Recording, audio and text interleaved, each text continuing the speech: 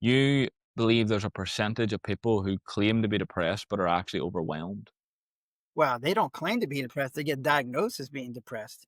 And I think I was listening to one of your other podcasts, and like I was saying, the diagnosis is just there so people can get paid. And like, yeah, some of that's true. Yep. But what I've seen is that doctors are trained to look for symptoms. And so they see these symptoms, and these symptoms then lead them to a diagnosis. And so when you see these symptoms, they go, oh, those are those symptoms. That's the diagnosis for depression.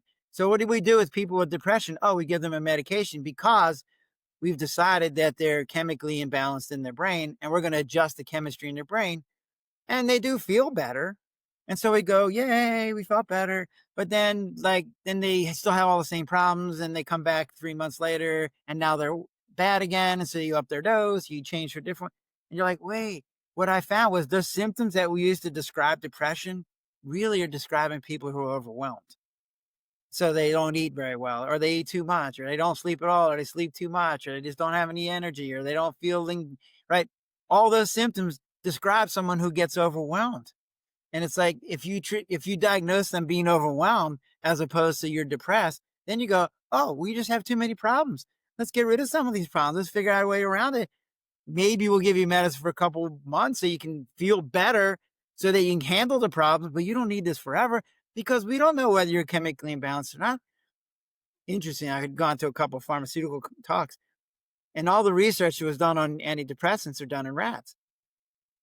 I'm going, last time I checked, humans aren't rats. For the doctor to say you're serotonin deficient, he's gone off of a rat, which whatever.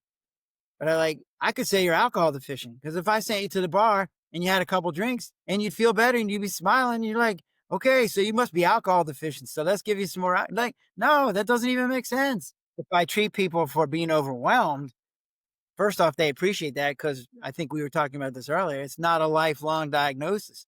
Like someone who's depressed thinks, oh my gosh, my brain and chemistry is going to be abnormal for the rest of my life and I'm going to have to take this medicine forever. No, if you're just overwhelmed, that means, and here's the deal. What I say to people is like, you might be able to handle three problems, but then the fourth problem comes along and all of a sudden now you're overwhelmed and this slope is very steep. So it goes, I'm okay, not okay. And it's like, so then not okay becomes a fifth problem. You're like, oh, now I have no idea what I'm supposed to do now. And so what I say to patients is, look, all I need to do is get rid of one problem, which then gets rid of that overwhelmed feeling. So that's already gone. And now you're back down to where your coping skills are. So we either get rid of one problem or we give you better coping skills so you can handle four problems instead of three. And it's like, they go, oh, that's all you need to do? Yes, that's all you need to do. Overwhelmed seems to be something that I don't understand why it's literally never mentioned. I don't see anybody ever talking about like they're overwhelmed or they've got like too much stress in their life at the moment because that's very common and happens to probably all of us. But you have some kind of technique, don't you, that to reduce stress using adjustable maps or something, isn't it? Well, so when people come to me and they're overwhelmed, the first thing that I talk about is number one, this is fixable. This isn't like you don't have to resign yourself for the rest of your life to being overwhelmed because they get in this cave. It's pitch black and they don't know how to get out. And they stand up and they hit their head on the ceiling and they reach out and they touch something slimy and it's all wet. And they're like, I don't like this place, but I don't know how to get out. So they just sit there and they're miserable. And you're like, no, you don't have to do that. There's a way out of this place. See that little light over there? That's the way out. Let me help you. Let me show you. Right. So one of the things that I found when people are overwhelmed is they have too much. It's one of the side effects of having skills. So my dog, one problem, that's it. I'm hungry. There was some food. I need to go out to the bathroom. Let me out the back door. That's it, right? There's another dog in the neighbor. I'm barking. That's it. And then they're done, right? Humans have the ability to handle more than one problem at a time. So we can have 5, 10, 15, 30 problems gone in through our head all at the same time, which is where we get overwhelmed because they're like, oh, I call it lumping.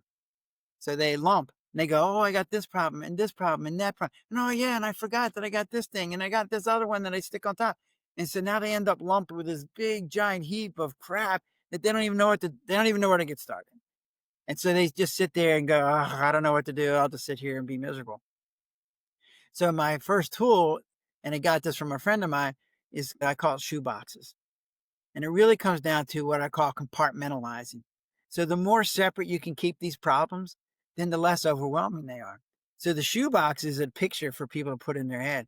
So if you walked into your bedroom and there was 100 shoe boxes, and the bottom was over here, and the lid was over there, and the left was here, and the right was there, and there's 200 shoes and two right boxes everywhere. You'd be like, my gosh, this is overwhelming, right? But if you walked into that same room, same amount of shoe boxes, but now the bottom's there, the two shoes are inside, the lid's on top, they're put on the closet, so there's 100 boxes in the closet. But that's not overwhelming. You're like, that's a lot of shoe boxes, but it's not overwhelming, right? And I realize that some of these problems are related, but the more separate you keep them, the less overwhelming it gets. Is there any part of you that thinks maybe people that have these problems and get overwhelmed, they're looking too much at the problem and making it bigger instead of looking for solutions? Yes. So when you're overwhelmed, you don't have coping skills anymore. So, and then when you have no coping skills, then you don't have the energy or the desire, because a lot of people tend to kind of pull back and retract and just kind of like hide and think, oh, maybe if I just hide, it'll go away. And so they don't even try to solve them, or they come up with a solution. They go, no, that's not going to work, before they even suss it out and try to figure out whether it would work or not. So one of the things that I find is like, if I just sit down with somebody and go, tell me what solutions you can come up with. And they're like, well, I thought this. They're like, but I know that's not going to work. I'm like, whoa, let's back up. Let's look at these things again. Like, maybe it could work. So if you start giving them possibilities and some solutions, then their brain starts thinking, and they're like, oh yeah, maybe I can figure this out. There's a guy that I speak to on Twitter that I can't have him on the show because he will 100% get me cancelled and him probably put in jail. But he has this great analogy of someone who deals with the problems and someone lets the problems deal with them. And it's person A has a bad day, stubs their toe, and throws the cupboard that stubbed their toe out the window and causes more problems for the people outside, and then takes those problems to themselves. Person B has a good day because they're dealing with the problems, stubs their toe and just moves the cupboard an inch to the right so they don't do it the next day when they walk in the same way.